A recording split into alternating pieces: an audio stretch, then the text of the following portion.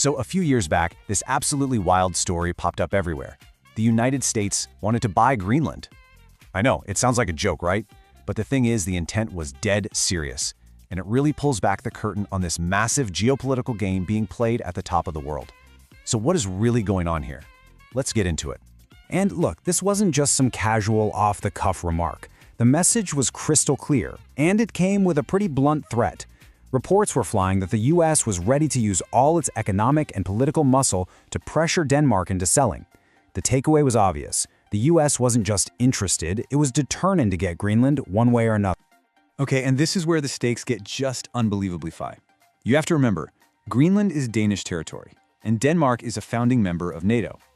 That means, under Article 5, any kind of hostile takeover of Greenland could be seen as an act of war against all of its allies.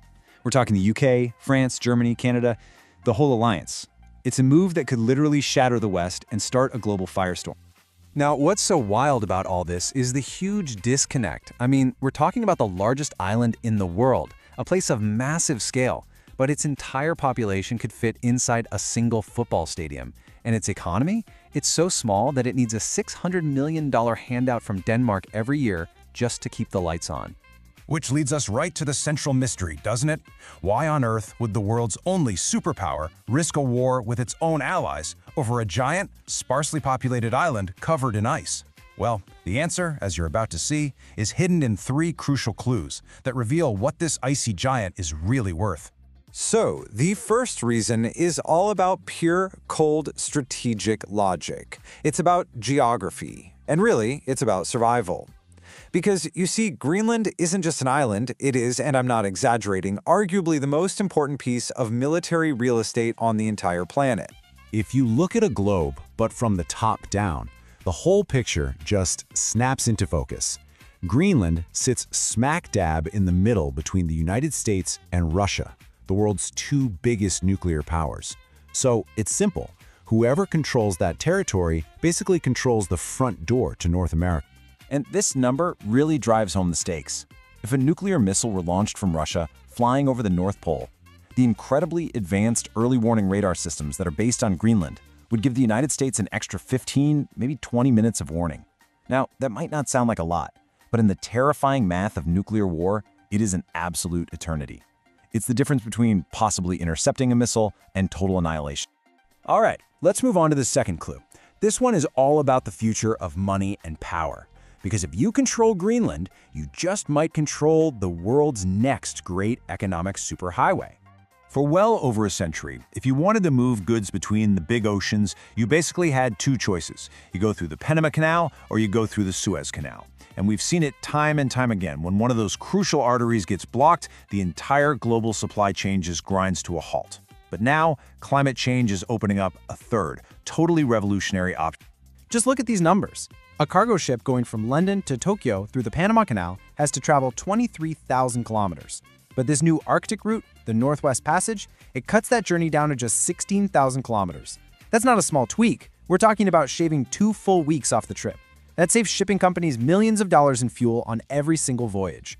And guess which country sits right at the Atlantic entrance to this incredibly lucrative new sea lane, acting as the gatekeeper?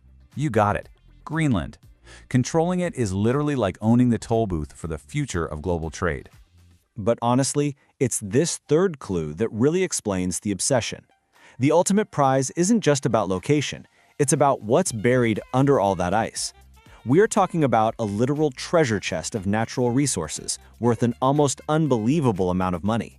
Let's just start with oil. The U.S. Geological Survey estimates Greenland is sitting on up to 31 billion barrels of untapped oil.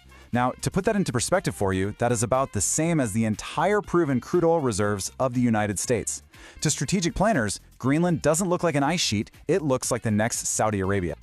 But it gets even more critical than that. Hiding under the ice is one of the planet's biggest deposits of rare earth elements, over 6 million tons of them. These are the minerals that power our entire modern world. Without them, everything from your smartphone to our most advanced military tech, like the F-35 fighter jet, simply wouldn't exist. And the list just keeps going. We're talking about massive amounts of zinc and lead, which are essential for manufacturing and construction, enough iron ore to feed entire industries, huge deposits of uranium for nuclear energy, I mean, the island is a geological jackpot. So when you add it all up, a conservative estimate for the value of Greenland's resources comes out to a mind-blowing $4.4 trillion. That's more than the entire annual economic output of countries like India or the United Kingdom. It's just a staggering amount of wealth. Which of course brings up the obvious question, right? If Greenland is sitting on a multi-trillion-dollar fortune, why is its economy so tiny and totally dependent on Denmark for cash? Well, for hundreds of years, the answer was pretty simple. You couldn't get to it. All this incredible wealth was a frozen asset, locked away under miles of impenetrable ice. But the key that's finally unlocking this treasure vault is climate change. The Arctic is warming up 4 times faster than the rest of the planet, and as that ice melts, this treasure is becoming accessible for the first time in human history. So now we get the why, but let's talk about the how, because the US doesn't actually need to send in the military. It is a much more subtle and, frankly, much more powerful strategy it can use. You see, Greenland is at a massive crossroads, and it's facing a choice that's going to define its entire future. On one hand, you have Denmark offering a $600 million annual payment, but keeping control over foreign policy. On the other hand, the US could easily waltz in, offer to double that payment, invest billions in new infrastructure, and, here's the real game changer, support a path to full independence. The US has a clear 3-step playbook to get exactly what it wants without firing a single shot. Step 1. Make Greenland an offer that completely ends its financial reliance on Denmark. Step 2. Encourage an independence referendum, letting Greenlanders vote to become their own sovereign nation. And Step 3. Sign a brand new treaty with an independent Greenland that guarantees the US exclusive military access in return for all that economic aid and protection. It's a brilliant soft power play. And this all leads us to one final, pretty chilling thought. Greenland is just the opening move in a brand new, great game for control of the Arctic. An Arctic that's rich in resources and strategically vital. As the ice keeps melting, the question isn't just about who will control one island. It's whether this new great game at the top of the world will inevitably turn into a hot war, with the fate of all of us hanging in the balance.